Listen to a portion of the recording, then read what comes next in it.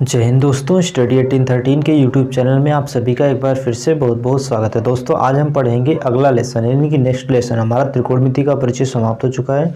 अगला लेसन है हमारा त्रिकोणमिति के कुछ अनुप्रयोग के बारे में, जिसमें बोर्ड पेपर से लगभग 4 से लेकर 6 नंबर तक जरूर आते हैं, हर साल आता है। ठीक है, तो इस लेसन को स्टार्ट करेंगे। सबसे पहले इस लेसन में जो है ये 4 मेन पॉइंट, ठीक है, ये कौन कौन से, देखिए ये 4 मेन पॉइंट है। क्षैतिज स्तर, दृष्टि रेखा, उन्नयन कोण और अवनमन कोण।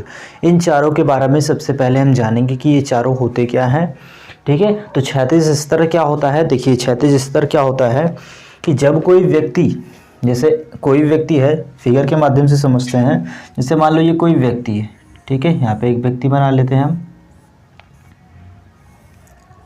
जैसे मान लो ये कोई व्यक्ति है, खड़ा हुआ है, ठीक है, यहाँ पर इसकी आंख हो गई, यहाँ पर इसकी क्या हो गई, आंख हो गई। और जब ये व्यक्ति अपनी आंख से सरल रेखा पर, ठीक है, सरल रेखा पर देखता है तो ये क्या होता है, ये जो रेखा होती है ना सरल, उसकी आंख से जो सरल रेखा बनती है, सीधी रेखा बनती है, वो क्या कहलाती है, क्षैतिज स्तर कहलाती है। ठीक है, जैसे हम किसी वस्तु को देखते हैं, मान लो हम यहाँ से खड़े होकर के फ़ोन को देख रहे हैं, तो ठीक है, हम आपको देख रहे हैं, तो इस पर क्या होगा, हमारी आंख से इस सीधे जो रेखा बनेगी वो क्या कहलाएगी, क्षैतिज स्तर कहलाती है। ठीक है, इस क्या कहलाती है, क्षैतिज स्तर कहलाती है, क्षैतिज स्तर। ठीक है, उसके बाद में आगे क्या है, दृष्टि रेखा। तो अब ये दृष्टि रेखा क्या होती है, तो देखिए दृष्टि रेखा वो होती है जिससे मान लो हम किसी वस्तु को देख रहे हैं, ठीक है, जैसे मान लो ये व्यक्ति है एक, यहाँ से किसी वस्तु को देख रहा है, या मान लो पतंग को देख रहा है, किसी पतंग को ऊपर उड़ती हुई है और उसको देख रहा है।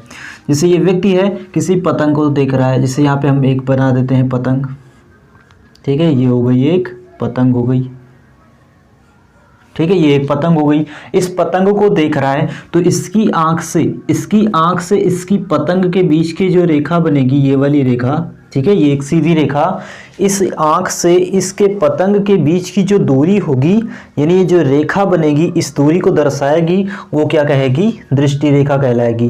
ठीक है, यानी आंख से लेकर इस पतंग के बीच की जो दूरी है, ये जिस रेखा के द्वारा प्रदर्शित की जा रही है, यानी ये रेखा, वो क्या कहलाएगी, दृष्टि रेखा कहलाएगी। ठीक है, जरूरी नहीं है कि ये व्यक्ति इस, यानी जो ऊपर की चीज़ों को देखे वही उसकी दृष्टि रेखा होगी। ये ऊपर भी देख सकता है, नीचे भी देख सकता है, अगल भी देख सकता है, बगल भी देख सकता है, किधर भी देख सकता है, यानी किसी भी वस्तु को देखेगा। जैसे मान लो कोई भी वस्तु है, हम खड़े हैं, नीचे कोई चींटी जा रही है, ठीक है, उसको अगर देखेंगे तो हमारी आंख से जो उस चींटी के बीच की जो दूरी होगी, वो सीधी रेखा जो बनेगी वो क्या कहलाएगी, दृष्टि रेखा कहलाएगी। लेकिन ये जो क्षैतिज स्तर होता है ये क्या होता है, हमेशा सीधा होता है, ये तिरछा, आड़ा तिरछा या ऊपर नीचे कुछ नहीं होता है। ठीक है, क्षैतिज स्तर हमेशा सीधा होता है। लेकिन ये जो दृष्टि रेखा होती है ये ऊपर हो सकती है, नीचे हो सकती है, बगल हो सकती है, ठीक है, किसी भी तरफ से हो सकती है। जैसे मान लेते हैं हम कहीं खड़े हुए हैं, जैसे मान लो छत पे खड़े हुए हैं, ये हमारा क्या बना हुआ है, छत बना हुआ है। ठीक है, छत पे कोई व्यक्ति खड़ा हुआ है, जैसे मान लो यहाँ पे हम कोई व्यक्ति खड़ा कर देते हैं, ठीक है, ये मान लो एक व्यक्ति खड़ा हुआ है। अगर छत से ये किसी वाहन को देख रहा है, जैसे मान लो यहाँ पर क्या जा रही है, एक कार जा रही है, यहाँ पर क्या जा रही है, एक कार जा रही है। ठीक है, अगर यहाँ से इसकी आंख से इस कार को देखेगा, अपनी आंख से इस कार को देखेगा, अगर इस कार को देखेगा, ठीक है, तो इसकी आंख से इस कार के बीच, आंख से कार के बीच ये जो दूरी बन रही है ना, सीधी रेखा, यही इसकी क्या कहलाएगी, दृष्टि रेखा कहलाती है। ठीक है, और क्षैतिज रेखा हमेशा सीधी होती है। जैसे इसकी अगर यहाँ पर हम क्षैतिज रेखा बनाएं तो क्या बनेगा, इसकी आंख से सीधे क्षैतिज रेखा ये बनेगी। ठीक है, यानी क्षैतिज रेखा हमेशा सीधी होती है, लेकिन दृष्टि रेखा जो होती है, क्षैतिज स्तर हमेशा सीधा होगा, लेकिन दृष्टि रेखा जो होती है वो जिस वस्तु को देखते हैं उसके बीच की दूरी होती है सीधी रेखा में। ठीक है, अब यहाँ पर देखिए, अगर हम कोई वस्तु को ऊपरी, यानी कोई भी वस्तु है ऊपर देख रहे हैं, जैसे यहाँ पर एक व्यक्ति है, ये ऊपर पतंग उड़ रही है, पतंग कहाँ उड़ रही है, ऊपर उड़ रही है। तो अगर व्यक्ति अपनी आंख से ऊपर किसी वस्तु को देखता है, ठीक है, या जहाज जा रही है, या पतंग उड़ रही है, या रॉकेट चली जा रही है, ठीक है, या चिड़िया उड़ रही है, किसी भी वस्तु को अगर ऊपर देखता है तो इसके बीच में जो एंगल बनता है, इसके बीच में जो कोण बनता है, ये क्या कहलाता है, उन्नयन कोण कहलाता है, उन्नयन कोण। ठीक है, यानी इसके बीच में जो एंगल बनेगा, जो कोण बनेगा, वो क्या होगा, उन्नयन कोण होगा। और अगर कोई व्यक्ति नीचे, ठीक है, यानी छत पे खड़ा है या इमारत पे खड़ा है या जहाज पे है और अपने से नीचे की किसी वस्तु को देखता है, ठीक है, नीचे की किसी वस्तु को देखता है, तो जो क्षैतिज स्तर और दृष्टि रेखा के बीच ये जो कोण बनता है, ये जो एंगल बनता है, ये क्या कहलाता है? अवनमन कोण कहलाता है। क्या कहलाता है? अवनमन कोण कहलाता है। अवनमन कोण, ठीक है। ये हो गए हमारे ये चारों मान, ठीक है, समझ में आया? एक बार फिर से रिवाइज कर दे रहे हैं कि अगर कोई व्यक्ति अपनी आंख से सीधी रेखा पर देखता है तो वो क्या कहलाता है? क्षैतिज स्तर कहलाता है। और अगर कोई व्यक्ति अपनी आंख से ऊपर स्थित या नीचे स्थित किसी वस्तु को देखता है या किसी व्यक्ति को, कार को, चिड़िया को, जहाज को, ठीक है, किसी भी चीज को या ऊपर की तरफ देखे या नीचे की तरफ देखे, तो इस व्यक्ति की आंख से उस वस्तु के बीच की ये जो सीधी रेखा होती है, यही क्या कहलाती है? उसकी दृष्टि रेखा कहलाती है। यानी देखता है जो, उसी वही उसका क्या कहलाता है? दृष्टि रेखा कहलाता है। चाहे वो ऊपर की तरफ देखे किसी पतंग को या नीचे की तरफ किसी कार को, किसी चींटी को या किसी भी चीज को देखे, ठीक है। तो ये जो क्षैतिज स्तर होता है और ये जो उन्नयन कोण, ये उन्नयन कोण क्या होता है? अगर कोई वस्तु ऊपर की तरफ देख रहा है तो क्षैतिज स्तर से जो वस्तु की दूरी है, यानी दृष्टि रेखा की जो ये रेखा है, इसके बीच में ये जो कोण बनता है वो क्या होता है? उन्नयन कोण होता है। और अगर कोई व्यक्ति जो है नीचे स्थित, यानी अपने से नीचे की किसी वस्तु को देख रहा है, तो क्षैतिज स्तर और ये दृष्टि रेखा के बीच में जो कोण बनेगा वो क्या होगा? अवनमन कोण होगा, ठीक है। तो आशा करते हैं कि आपको ये चारों चीजें अच्छे से समझ में आ गई होंगी। अब इसमें प्रयुक्त होने वाले कुछ हम सूत्रों को जान लेते हैं, ठीक है, जो इस लेसन में प्रयुक्त होने वाले हैं। तो सबसे पहले हम ट्रिग्नोमेट्री में पढ़ चुके हैं, इसके पहले उन सूत्रों को यानी त्रिकोणमितीय अनुपातों को, ठीक है, जान लेते हैं जो इसमें प्रयोग होने वाले हैं। तो वो क्या होते हैं? साइन थीटा, कॉस थीटा और टैन थीटा, कॉसेक थीटा और सेक थीटा और कॉट थीटा, ठीक है। ये सारे त्रिकोणमितीय अनुपात इसमें लगने वाले हैं। तो ये क्या होता है ये भी देख लेते हैं। साइन थीटा बराबर क्या होता है? लंब बटे कर्ण होता है। कॉस थीटा बराबर क्या होता है? आधार बटे कर्ण होता है। ये एक सूत्र के, एक ट्रिक के माध्यम से आप याद रखिए, लाल बटे कक्का, ठीक है। कौन सी ट्रिक है? लाल बटे कक्का, ठीक है। यानी जो पहला मान होता है वो किसका होता है? साइन का होता है। दूसरा कॉस का होता है, ठीक है। तीसरा होता है जो टैन का होता है। उसके बाद में कॉसेक का होता है। उसके बाद में सेक का होता है और लास्ट में क्या होता है? कॉट का होता है, ठीक है। तो साइन थीटा बराबर क्या हो जाएगा? यल बटे के हो जाएगा। कॉस थीटा क्या हो जाएगा? ए बटे के हो जाएगा। टैन थीटा बराबर क्या हो जाएगा? यल बटे ए हो जाता है, ठीक है। क्या हो जाता है? यल बटे ए। कॉसेक थीटा क्या हो जाता है? उल्टा हो जाता है, तो के बटे यल हो जाता है। क्या हो जाता है? के बटे यल। सेक थीटा क्या हो जाएगा? के बटे ए हो जाएगा। ये क्या हो जाएगा? के बटे ए हो जाएगा। और कॉट थीटा क्या हो जाएगा? ए बटे यल हो जाएगा, ठीक है। ये प्रयोग होने वाला है इस प्रश्नावली में। इनमें सबसे ज़्यादा जो है साइन कॉस टैन, इन तीनों का प्रयोग होगा, ठीक है। लेकिन आप सभी को याद रखिए, क्योंकि कहाँ पर क्या प्रयोग हो जाए कुछ पता नहीं है, ठीक है। लेकिन इन्हीं में से प्रयोग होने वाला है। और इसके बाद त्रिकोणमितीय अनुपात इसमें प्रयोग होने वाले हैं, यानी साइन 0 का मान, साइन 30 का मान, साइन 45 का मान, साइन 60 का, साइन 90 का, कॉस का, टैन का, कॉट का, सेक का, कॉसेक का, ठीक है। इन सभी का मान आप याद कर लीजिए। अगर नहीं देखे या नहीं याद है तो डिस्क्रिप्शन बॉक्स में लिंक मिल जाएगा, वहाँ से वीडियो जाके देख लीजिएगा, अच्छे से आपको समझ में आ जाएगा, ठीक है। तो अब हम इन पर आधारित कुछ क्वेश्चनों को हल करेंगे, ठीक है।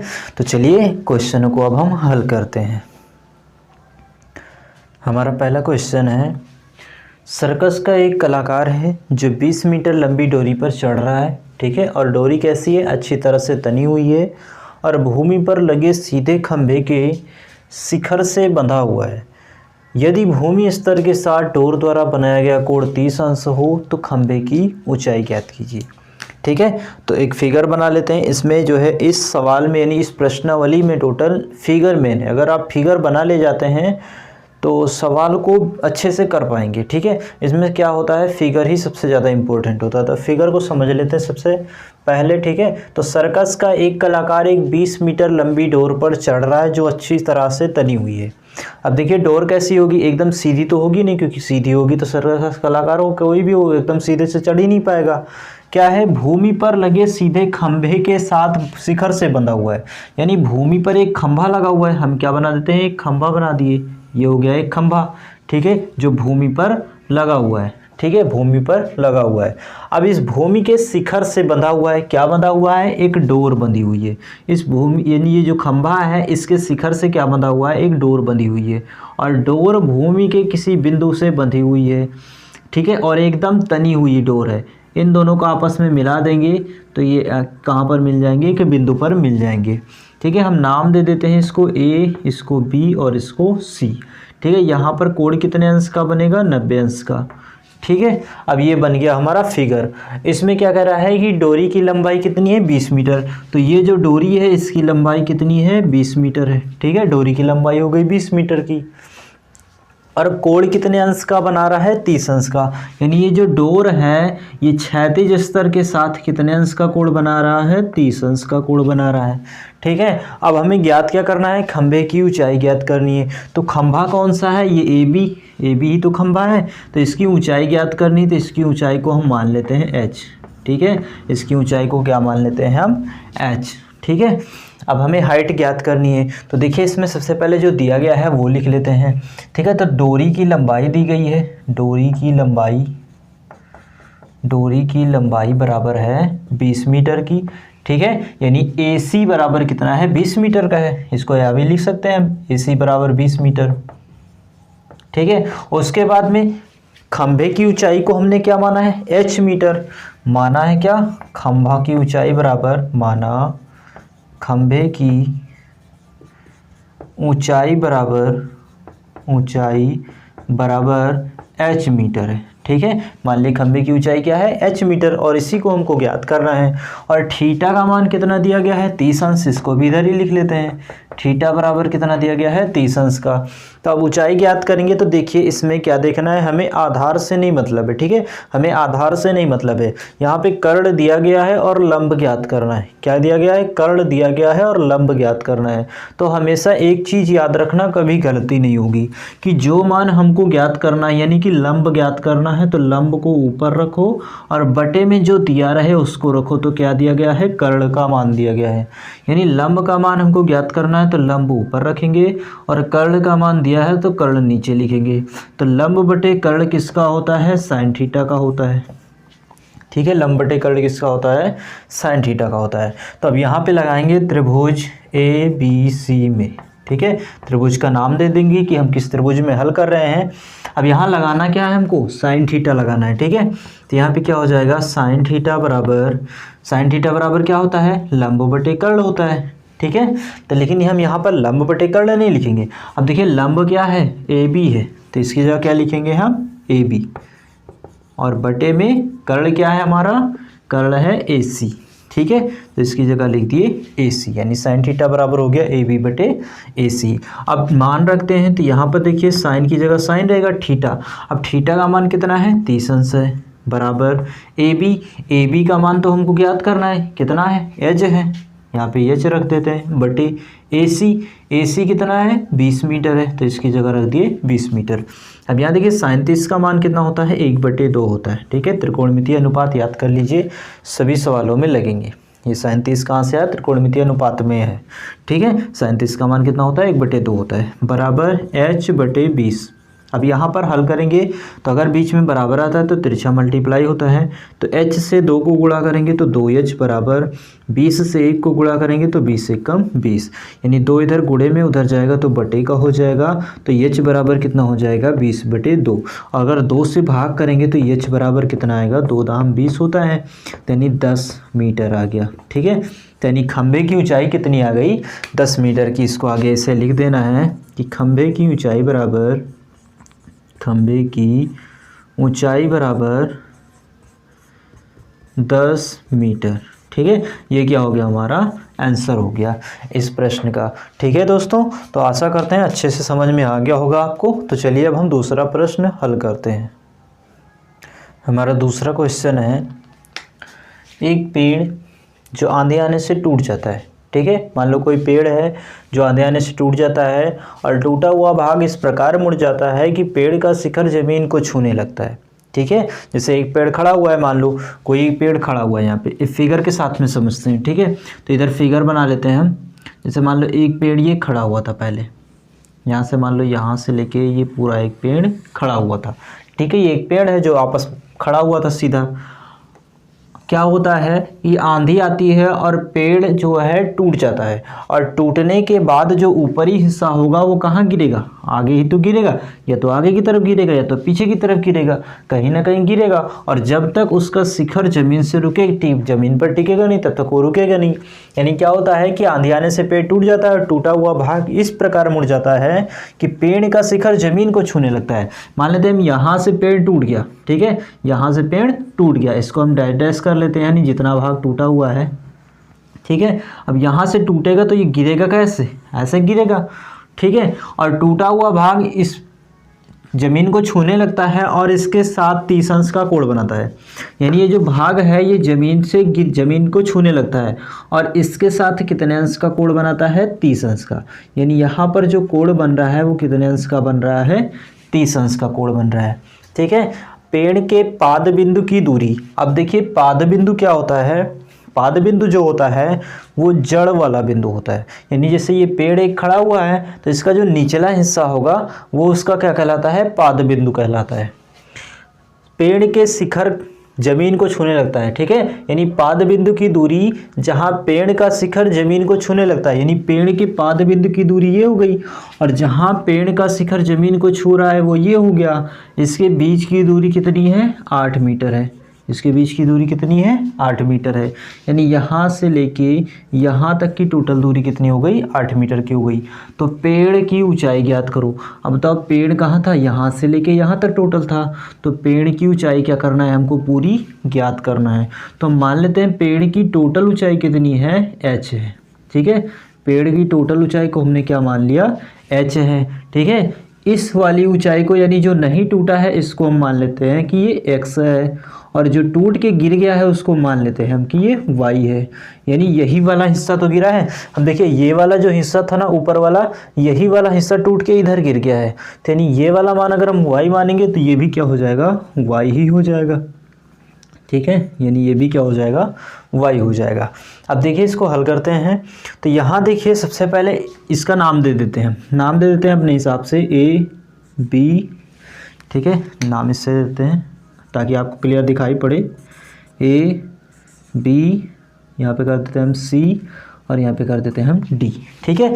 ये हो गया इसका नाम। अब देखिए पेड़ की, माना पेड़ की कुल ऊंचाई कितनी है, b से लेके d तक, यानी यहाँ से लेके वहाँ तक है d तक। तो माना पेड़ की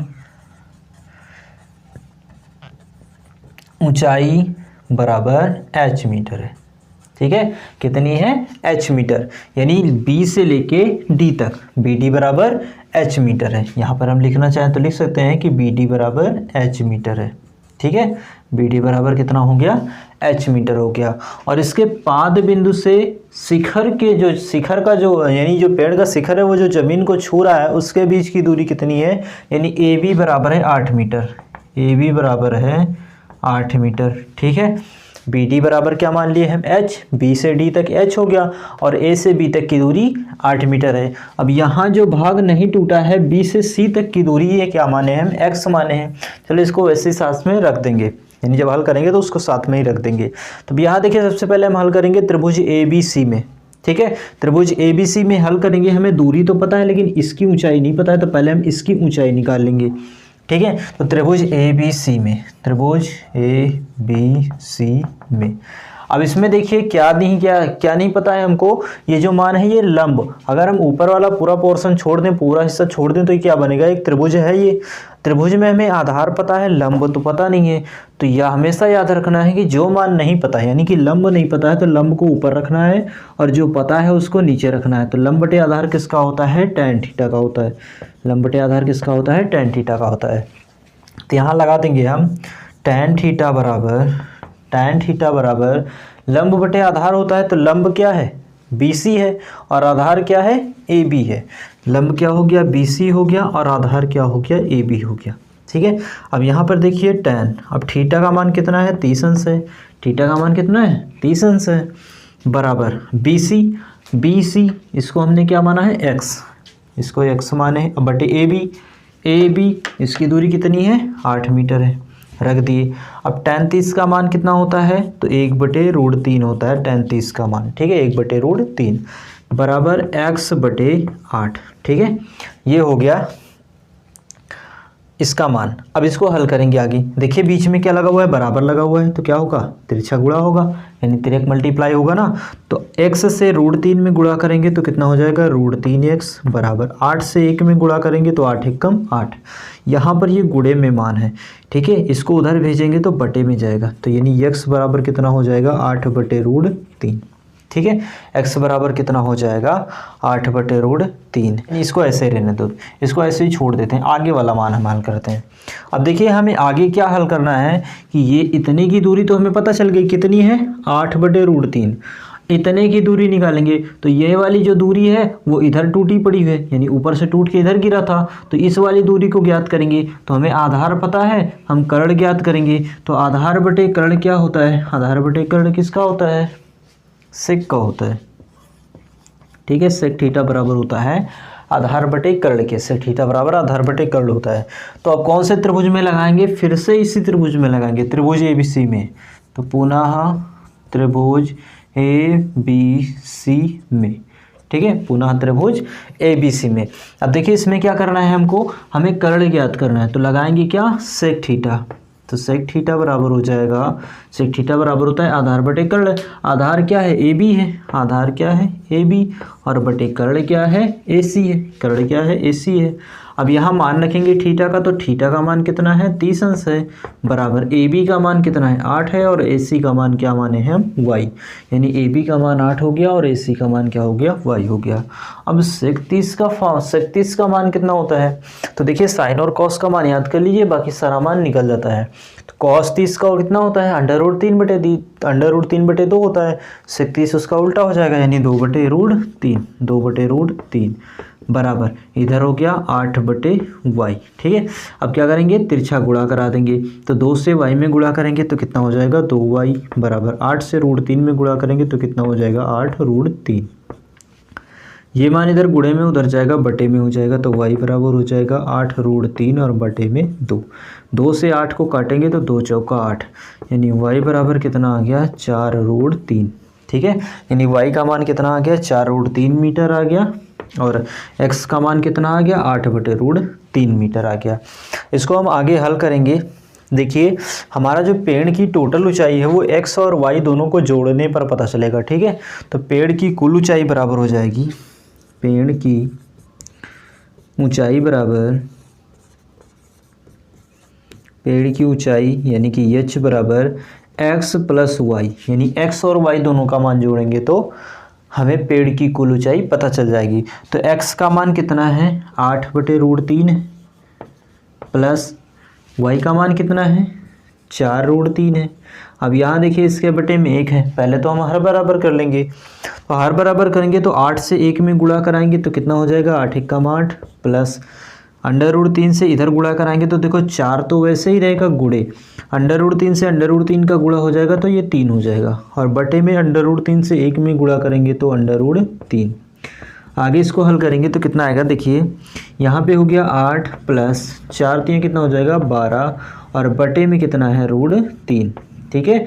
और इसको हल करेंगे तो 12 और 8 कितना हो जाएगा 20 हो जाएगा और बटे में √3, ठीक है यानी कितना आ गया 20√3 आ गया। अब ये जो बटे में मान होता है ना यानी हर में, इसको हम रूट में नहीं रहते हैं, तो रूट में नहीं रखना है इसको, तो क्या करेंगे हम इसी का परिमेयकरण करा देंगे, यानी √3 से ऊपर गुणा और √3 से नीचे गुणा, यानी कितना हो जाएगा 20 से √3 में गुणा करेंगे तो 20√3 हो जाएगा और बटे √3 से √3 का गुणा √3 हो जाएगा, ठीक है। √3 से √3 का गुणा कितना हो जाएगा 3 हो जाएगा। ये आ गया हमारा इतना, यानी पेड़ की कुल ऊंचाई बराबर आ गई, पेड़ की ऊंचाई बराबर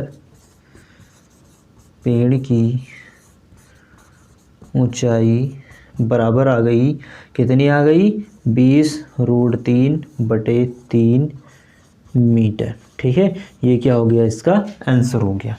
ठीक है दोस्तों, तो आशा करता हूँ आपको आसानी से समझ में आया होगा।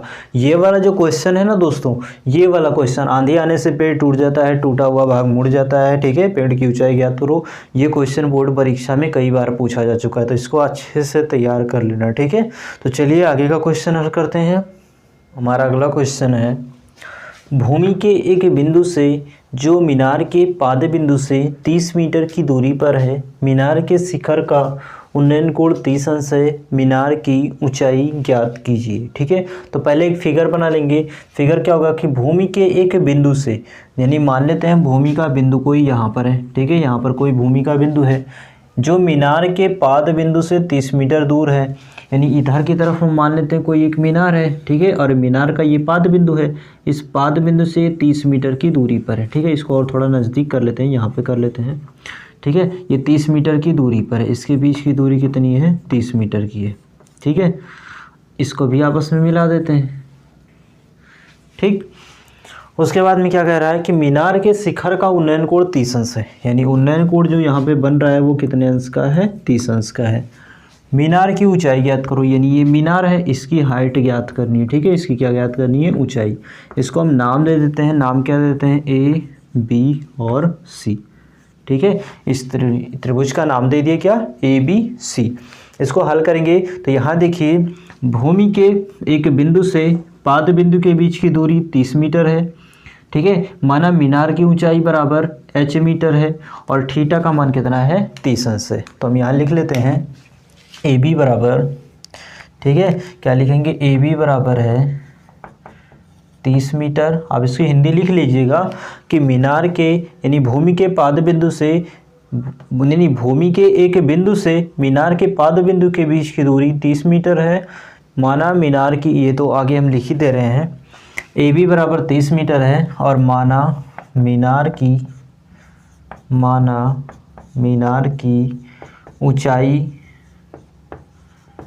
ऊंचाई यानी कि मीनार की हाइट कितनी है, मीनार की ऊंचाई बराबर मान ली हम h मीटर। ठीक है, मीनार की ऊंचाई बराबर h मीटर और थीटा का जो मान है वो कितना है, 30 अंश का है। थीटा का मान कितना है, 30 अंश का। तो त्रिभुज ए बी सी में, इस त्रिभुज का नाम हम ए बी सी दिए हैं, तो त्रिभुज ए बी सी में, ठीक है, इस त्रिभुज में हल करेंगे तब देखिए क्या है, हमें ज्ञात क्या करना है, लंब ज्ञात करना है, यानी उसकी हाइट ज्ञात करनी। तो ये क्या है, लंब, और ये क्या है, आधार। तो लंब ज्ञात करना है, आधार दिया गया है, तो ये किस में लगता है, tan थीटा में लगता है। यानी हमें यहाँ पे लगाना क्या है, tan थीटा लगाना है। ठीक है, तो tan थीटा बराबर क्या होता है, लंब बटे आधार। लंब क्या है इसमें, BC है, लंब क्या है, BC, और आधार क्या है, आधार क्या है, AB है। ठीक है, आधार हो गई AB। अब मान रखेंगे यहाँ पे, तो tan थीटा का मान कितना है, 30 अंश है, बराबर BC हम h माने हैं और AB को क्या माने हैं, AB तो दिया गया है इसमें 30 मीटर का, AB दिया गया है और BC को क्या माने हैं, h माने हैं। तो हमें इसी h का मान निकालना है। तो tan 30 का मान कितना होता है, 1/√3 होता है, बराबर h/30। ठीक है, अब क्या करेंगे, इसको तिरछा गुणा करा देंगे, तिर्यक मल्टीप्लाई। ठीक है, तो h से √3 में गुणा कराएंगे तो h√3 हो जाएगा, बराबर 30 से 1 में गुणा कराएंगे तो 30 से कम 30। उसके बाद ये गुणे में है, उधर जाएगा तो बटे में हो जाएगा, तो h बराबर कितना हो गया, 30/√3। अब यहाँ पर देखिए इसका परिमेयकरण करा दीजिए। ठीक है, सीधा तरीका है, क्योंकि हम हर को जो है रूट में नहीं रखते हैं, तो परिमेयकरण कराएंगे तो √3 से ऊपर गुणा और √3 से नीचे गुणा। तो h बराबर कितना आ जाएगा, यानी h बराबर आ जाएगा 30 से √3 में गुणा करेंगे तो 30√3 बटे √3 से √3 का गुणा 3 हो जाएगा, 3 1 कम 3, 3 दहम 30, यानी h बराबर कितना आ गया, 10√3। ठीक है, यानी मीनार की ऊंचाई बराबर आ गई, मीनार की ऊंचाई बराबर कितना हो गया, 10√3 मीटर। ठीक है, ये क्या हो गया, आंसर हो गया। ठीक है दोस्तों, तो आशा करते हैं कि आपको सारे सवाल आसानी से समझ में आ गए होंगे, अच्छे से समझ में आ गए होंगे। अगर कहीं भी कोई भी प्रकार की दिक्कत होती है तो कमेंट बॉक्स में हमें ज़रूर बताइएगा, हम अगले वीडियो में उसको और अच्छे से और बेहतर ढंग से प्रस्तुत करेंगे, जिससे आपको अच्छे से समझ में आ जाए। ठीक है दोस्तों, तो यूपी बोर्ड 2022 की पेपर की तैयारी करने के लिए, अच्छे से तैयारी करने के लिए मैथ और साइंस की हमारे यूट्यूब चैनल स्टडी 1813 को सब्सक्राइब करके बेल आइकन को दबा लीजिए और अपनी तैयारी को अच्छे से करिए, ठीक है। क्योंकि आपका पेपर मार्च लास्ट तक स्टार्ट हो जाएगा, ठीक है। तो मिलते हैं नेक्स्ट वीडियो में, तब तक के लिए जय हिंद, जय भारत।